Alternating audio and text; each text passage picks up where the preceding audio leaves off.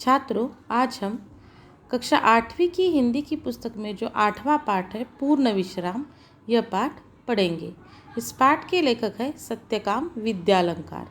तो सबसे पहले हम लेखक का परिचय देखते हैं। सत्यकाम विद्यालंकार जी का जन्म 1935 लाहौर में हुआ था। 1935 में लाहौर भारत में ही शामिल था। 1947 के बाद भारत और पाकिस्तान दो देशों में विभाजन हुआ और तब लाहौर पाकिस्तान में चला गया, पर 1935 में लाहौर भारत में ही था, अविभाजित भारत में यह था, वहाँ पर इनका जन्म हुआ। आप सफल संपादक, लेखक और कवि हैं। सरल सुबोध भाषा और रोचक बोधगम्य शैली आपके लेखन की विशेषताएं है। लेखन व्यवहारिक है। आपने व्यक्तित्व और चरित्र निर्माण पर अधिक बल दिया है। यानी इनकी लेखन की भाषा या शैली रोचक है, साथ ही साथ सहजता से समझ में आती है, भाषा सरल है, सुबोध है, इनका लेखन व्यवहारिक है और इन्होंने अपने लेखन के ज़रिए या अपने साहित्य के ज़रिए व्यक्तित्व और चरित्र निर्माण पर अधिक बल दिया है कि चरित्र और व्यक्तित्व अच्छा होना हर इंसान के लिए बेहद ज़रूरी होता है और अपने साहित्य के ज़रिए इन्होंने यही बताया है।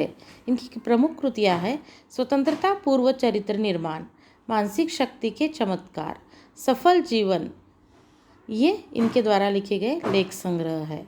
वीर सावरकर, वीर शिवाजी, सरदार पटेल, महात्मा गांधी, ये इनके द्वारा लिखे गए जीवन चरित्र है। अब इस पाठ में पूर्ण विश्राम, इस पाठ में लेखक ने किस विषय पर यह पाठ है, तो ये एक कहानी है। ये जो पूर्ण विश्राम है ये एक हास्य व्यंग्य कहानी है।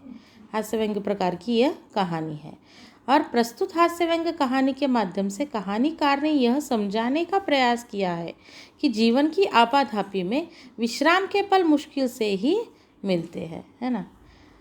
भागदौड़ वाली ये जो हमारी ज़िंदगी होती है, हमेशा कुछ ना कुछ हमें जीवन में पाना होता है। जीवन जीने के लिए मेहनत करनी पड़ती है और इस भागदौड़ में विश्राम के पल हमें क्या होते हैं, मुश्किल से ही मिलते हैं। जब कभी ऐसे अवसर मिलते भी हैं तो घरेलू उलझनों के कारण हम उन पलों का आनंद नहीं उठा पाते हैं।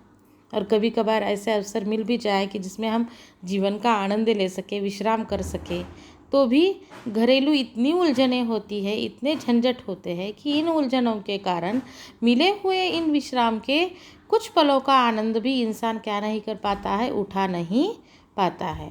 तो यही लेखक ने इस पाठ में बताया है, जो हास्यव्यंग्य कहानी है, और यही बात लेखक ने बताई है।